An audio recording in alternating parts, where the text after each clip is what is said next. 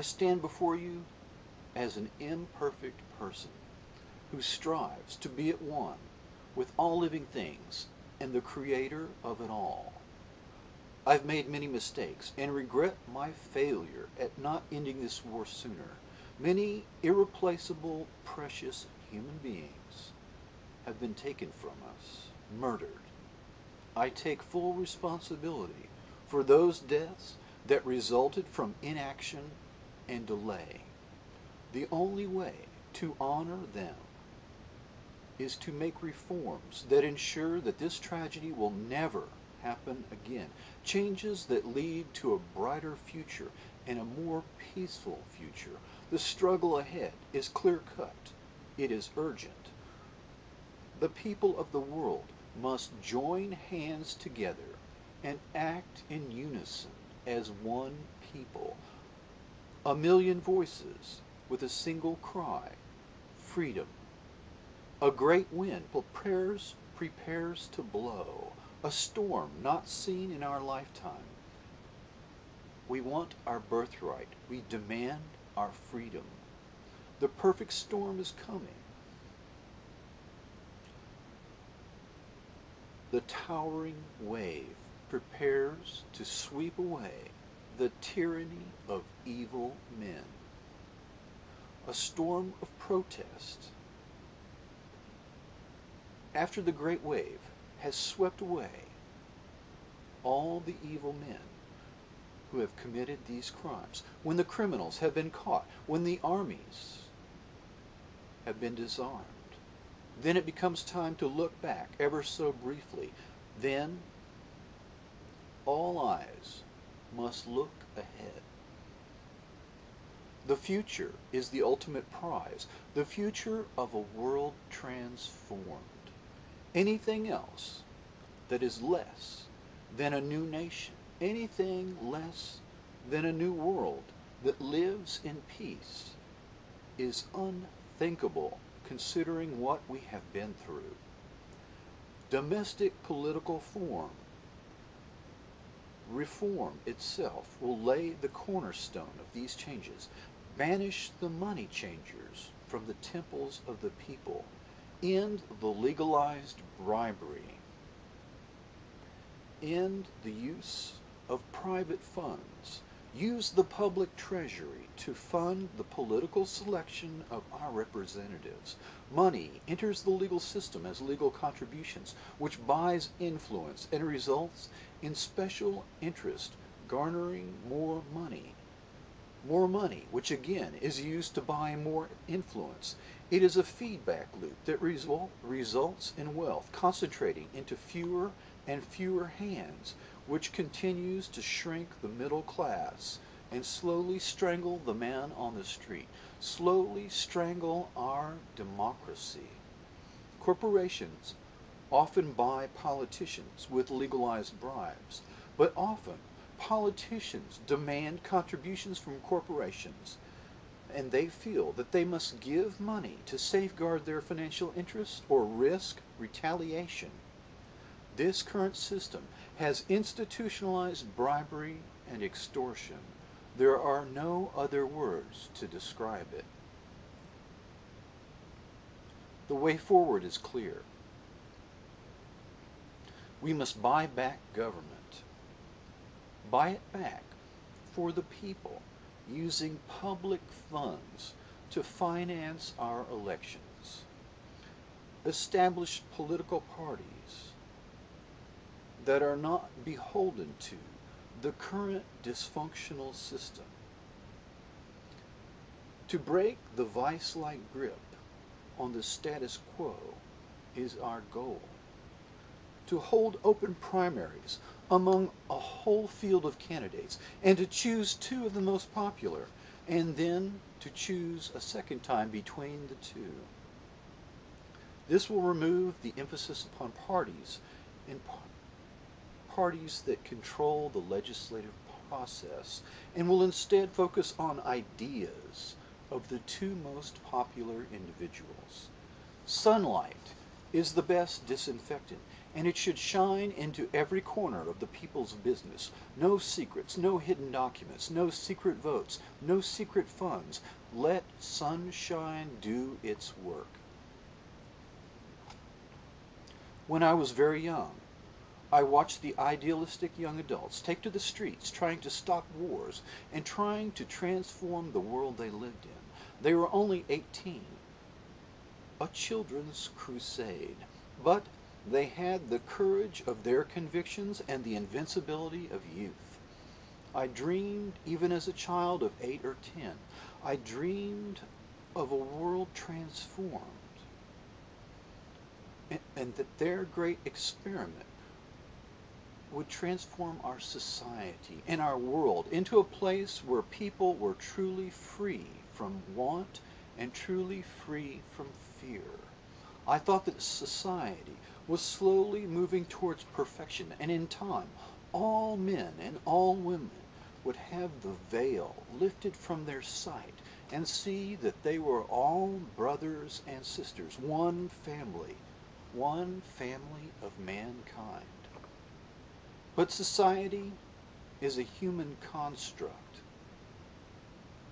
and all the works of mankind are imperfect, and the dreams of youth fade in the cold reality of a harsh existence.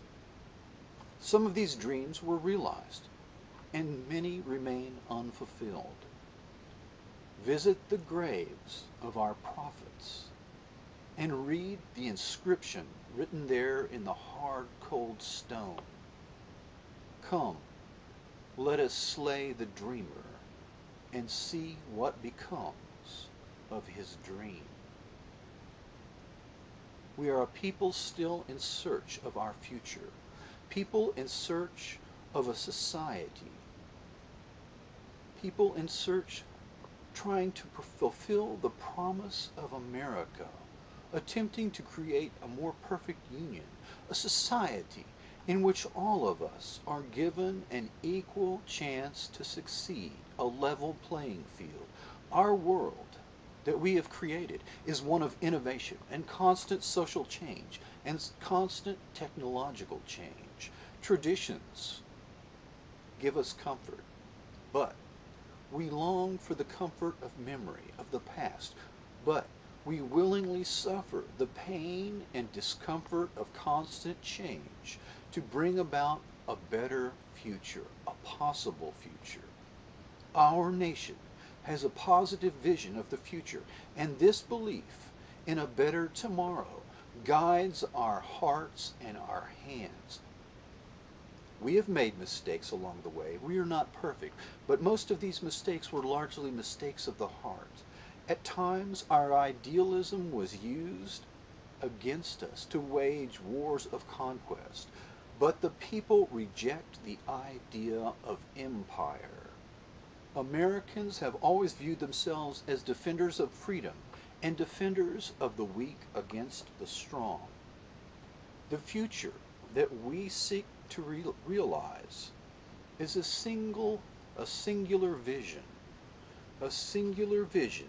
that the people in this imperfect world can believe in.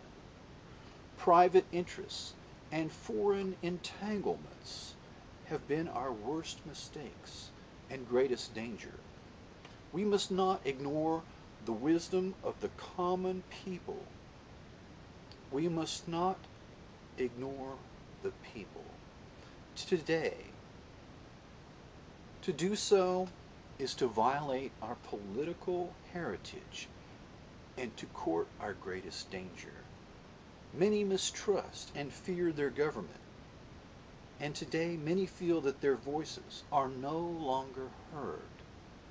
Today there is a feeling across the land that other nations of the world are in the process of passing us by, a sense that money and power have become firmly and permanently entrenched into the hands of a corrupt elite. And if our nation is ever going to break out of this downward spiral, it must be now. Who among us speaks to the common good and the greatest good for the greatest number. Many voices seek to divide us into separate camps, all the better to subjugate the whole by turning one half against the other. Will we let them divide us? Will we be so blinded by words, that we cannot see that each person loves their country, loves this world, wants it to succeed, flourish, flower, and grow? Each person cherishes their children's future. We cannot retreat to the past and to live in a safe nostalgia of an imaginary perfect past. We cannot go back to the 19th century. We must face the future together and tame the strife and chaos of a chaotic world on the brink. This we can do if we shut out the voices who turn neighbor against neighbor, and instead restore community and a shared sense of our national and international endeavor. We must have a conversation about charting a new direction for the nation and charting a new direction for the world. Because when the United States of America dreams big, the world is much the better for it. But when the last superpower grows mean and turns inward, the world can be a terrible place. 200 years ago, when our nation was only a few decades old, we were not a great military power, but we dreamed big. Missionaries set out to transform the world using the spiritual power of Christianity and the spiritual power of religion, not using weapons to remake the world. These emissaries, these missionaries went to China and many other nations and set to work, for by transforming the spiritual nature of a chaotic China and other nations, they hoped to transform and to heal this earth. This idealism lives on today inside of each of us as part of our natural birthright as Americans. The belief that when our nation was born, and as long as our nation exists, that freedom has its very own country, and the hope of freedom for the entire human race will not be extinguished, but continue to burn brightly.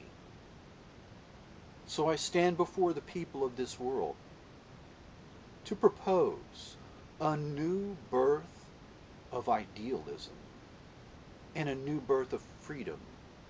The developed countries should redirect their energies away from wars without end in our lifetime. Redirect their energies and begin an initiative to end disease, to end hunger, both at home and abroad, and to decode and preserve our natural world in a humanitarian and scientific initiative. There will always be conflict. There will always be strife.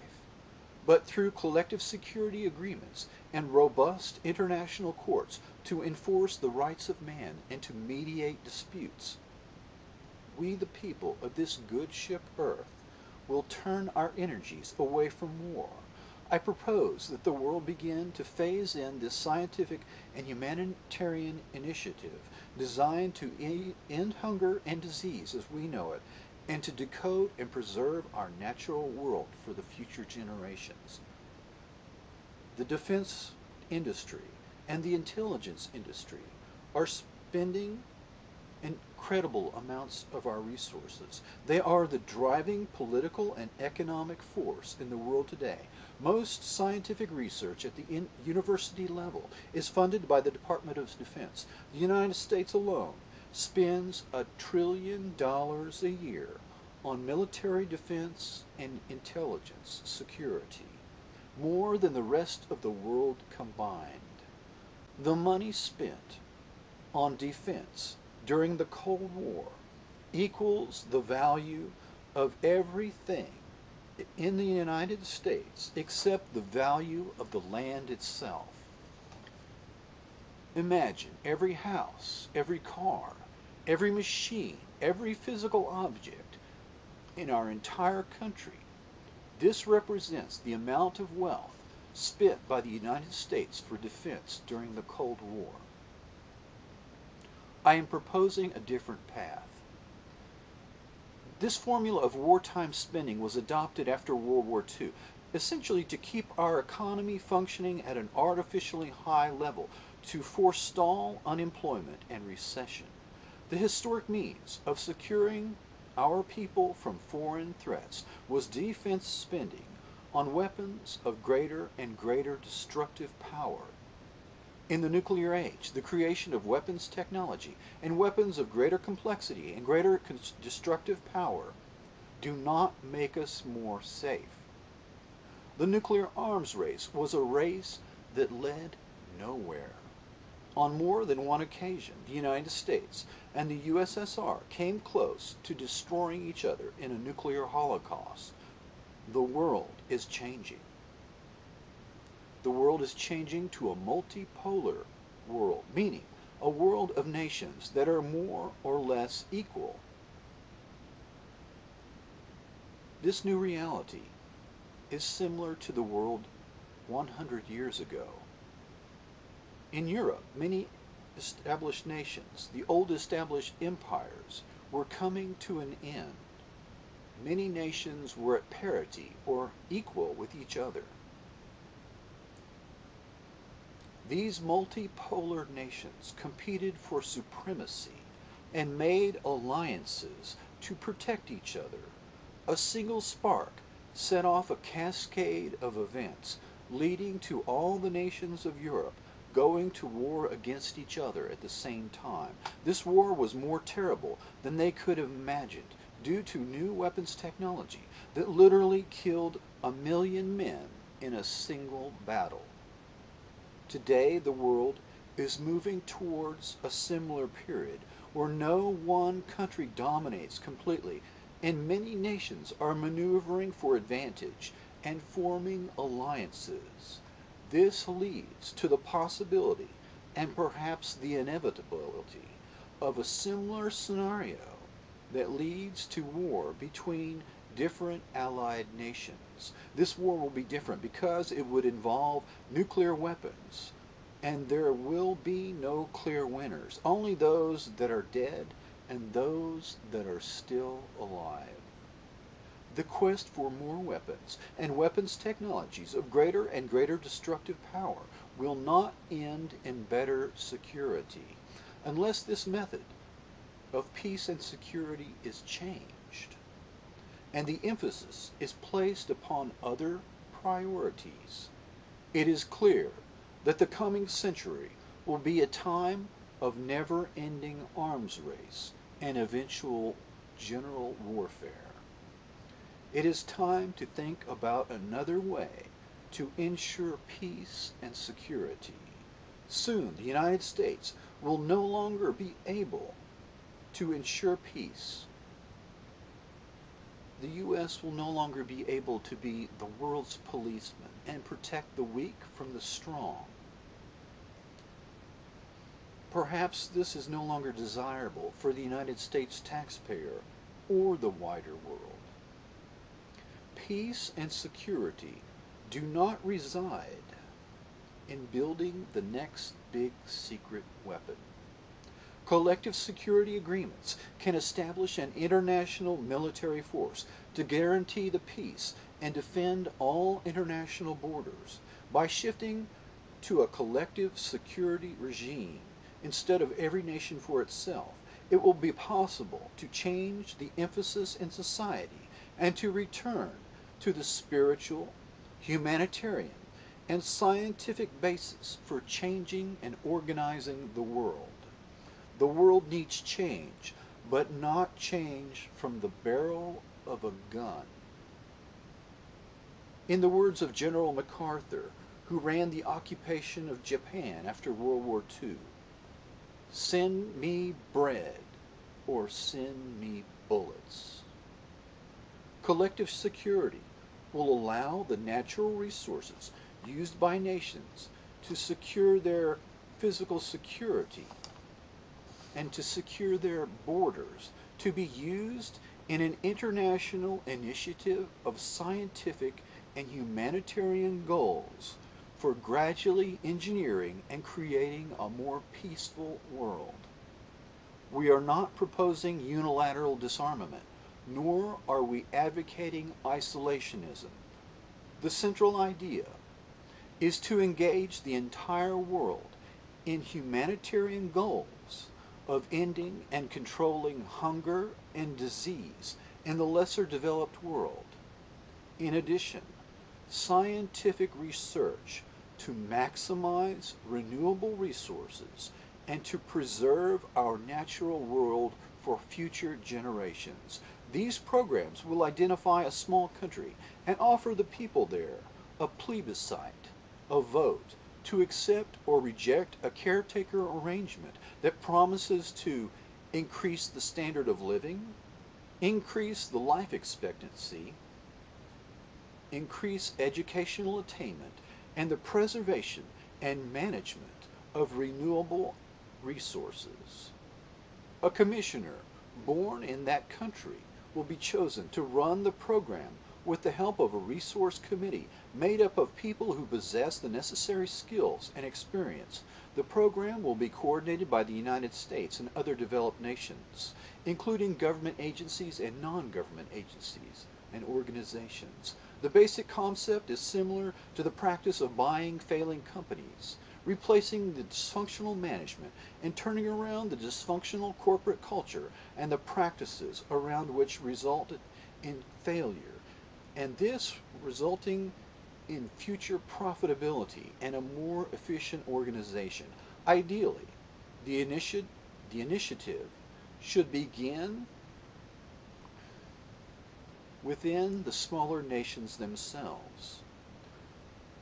And this program should begin under optimal circumstances at first, within a small nation, with secure borders, no internal strife or warfare, and a sufficient baseline of resources to fund the development program.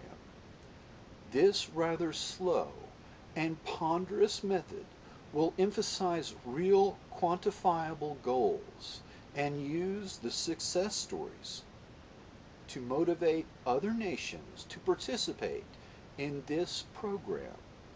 There are nearly 200 nations on Earth, and it may seem that this process would take too long. But after the initiative has proven itself successful, then a tipping point will be reached that confers universal acceptance and participation by the people of many nations. The central idea is to gradually engineer a more peaceful world by alleviating hunger and disease and spreading democratic republics. This idea may seem rather utopian in nature, but it is based upon real facts. Nations with populations of 100 million or more are not practical clients due to the economies of scale. This will begin with small nations. Nations that are at war are not eligible.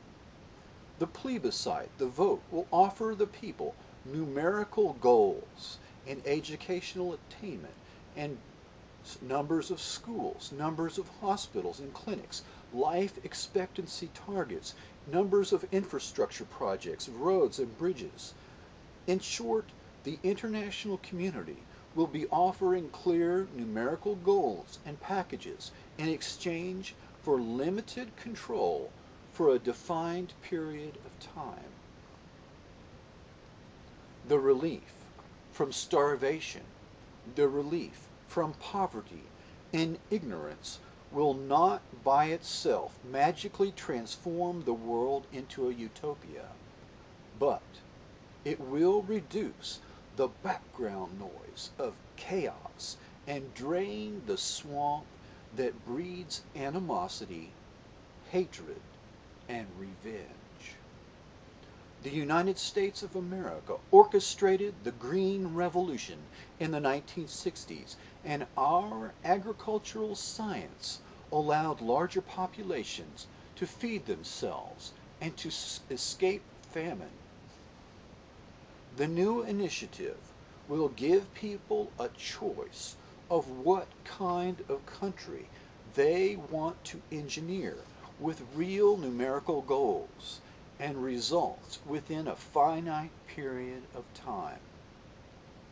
This means of pacifying many different countries. This means of pacification is many times less expensive than attempting to do nation building in war zones after the situation has collapsed to a critical state, and the United States of America by itself cannot succeed, nor can the international community by itself, without the participation and leadership of the United States of America, succeed. The world needs our leadership, and the U.S. is a nation that needs a new mission besides being the world's policeman or the arms supplier to the world. Weapons of mass destruction are now more easier than ever to acquire and use.